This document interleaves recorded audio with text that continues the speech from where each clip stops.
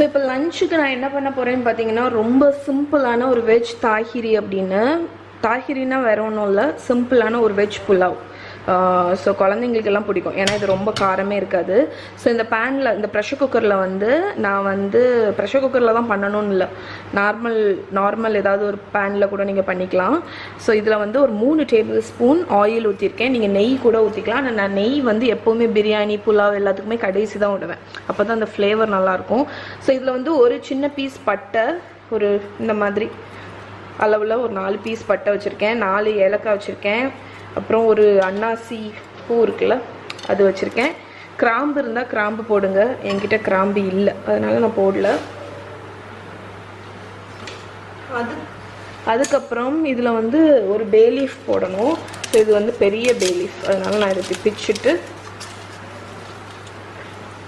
இந்த ஆயிலை வந்து ஃப்ளேவர் ஆக்குறதுக்கு என்ன வரேன். ஸோ இப்போ இது வந்து ஆயிலில் போட்டாச்சு. இப்போ வந்து இதில் ஒரு ஸ்லைஸ் பண்ணி வச்சுருக்கிற ஆனியன், ஒரு வெங்காயத்தை ஸ்லைஸ் பண்ணி வச்சுருக்கேன், அதை போட்டுடலாம். ஸோ இதை வந்து ஆனியன் லைட்டாக ப்ரௌன் ஆகிற வரைக்கும் ஃப்ரை பண்ணி விட்டுருலாம்.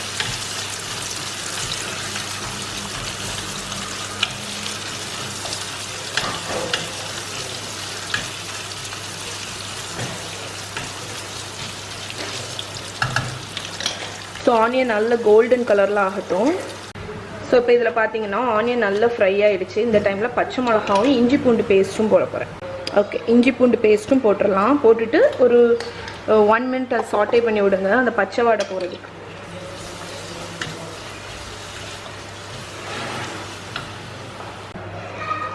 ஓகே, ஸோ இங்கே வந்து இஞ்சி பூண்டு பேஸ்ட் எல்லாம் நல்லா வதக்கியாச்சு. இப்போ வந்து வெஜிடபிள்ஸ் போட்டுருக்குறோம். ஸோ நான் வந்து பீன்ஸு, கேரட்டு, காலிஃப்ளவர், பொட்டேட்டோ இவ்வளோ தானே யூஸ் பண்ணுறேன். பட்டாணி கூட நீங்கள் யூஸ் பண்ணிக்கலாம். ஸோ நிறைய வெஜிடபிள்ஸ் போட்டால் ஹெல்த்தியும் கூட, டேஸ்ட்டும் நல்லாயிருக்கும். ஸோ வெஜிடபிள்ஸ் போட்டாச்சு. இப்போ வந்து உப்பு போட்டுருங்க. ஸோ உப்பு போட்டுட்டு வெஜிடபிள்ஸை 5 மினிட்ஸ் நல்லா சாட்டே பண்ணி விடுங்க, அப்போ தான் அந்த பச்சை ஸ்மெல் வந்து போகும். நான் இதுக்கடையில் என்ன பண்ணியிருக்கேன்னு பார்த்தீங்கன்னா பாஸ்மதி ரைஸில் வந்து ஊற வச்சுருக்கேன். ஒரு 30 மினிட்ஸ் ஊற வச்சுருங்க, இது வதங்கட்டும். ஓகே, நம்மளோட வெஜிடபிள்ஸ் எல்லாம் ஒரு 4-5 நிமிஷம் நல்லா வதக்கியாச்சு.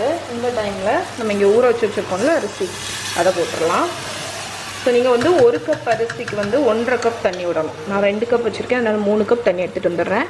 ஸோ ரைஸ் போட்டுட்டு ரொம்ப மிக்ஸ் பண்ணாதீங்க, ரைஸ் உடஞ்சிரும். நீங்கள் வந்து நார்மல் பேனில் பண்ணுறீங்கன்னா 1 கப் அரிசிக்கு வந்து 2 கப் தண்ணி ஊற்றிக்கலாம். நான் ப்ரெஷர் குக்கர்னால 1.5 கப்பு, 1.25 கப்பு கூட நீங்கள் ஊற்றிக்கலாம். ஸோ இப்போ நான் வந்து 2 கப்பு போட்டிருக்கிறதுனால 3 கப்பு தண்ணி ஊற்றியாச்சு. ஸோ தண்ணி ஊற்றிட்டு இது ஒரு கொதி வரட்டும், நல்லா மிக்ஸ் பண்ணி விட்ருங்க.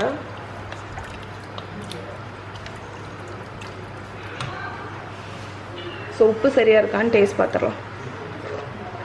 ஸோ கொஞ்சம் உப்பு போட போகிறேன். ஸோ உப்பு வந்து தண்ணியில் கொஞ்சம் ஜாஸ்தியாகவே போடுங்க, ஏன்னா ரைஸ் வந்து குக் ஆகும்போது உப்பு குறைஞ்சிடும், அதுக்கு வேண்டி. ஸோ இது நல்லா தளன்னு கொதிச்சோன்னா மூடி விசில் வைக்க போகிறோம். ஓகே, ஸோ இப்போ தளன்னு கொதிக்க ஆரம்பிச்சிருச்சு. அடுப்பை வந்து லோவஸ்ட் ஃப்ளேமில் வச்சுட்டு ஒரு 10லேருந்து 12 மினிட்ஸ் வரைக்கும் சிம்மில் வச்சுருங்க. அப்படி இல்லைன்னா ஒரு விசில். ஓகே, விசில் வந்துடுச்சுன்னா ஒரு விசில், இல்லைன்னா வந்து 10லேருந்து 12 நிமிஷம் லோ ஃப்ளேமில் மூடி போட்டு குக் பண்ண போகிறோம்.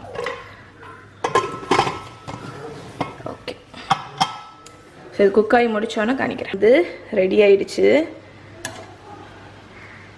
ஸோ எவ்வளோ அழகாக ஃப்ளஃபியாக இருக்குது பாருங்கள். ஸோ ஓகே, ரொம்ப நான் போட்டு கிண்ட போகிறதில்ல. ஸோ இப்படி தான் வந்து இது பண்ணும். இதுக்கு நீங்கள் வந்து ஸ்பைசி கறி, ரைத்தா எதுனாலும் நல்லாயிருக்கும்.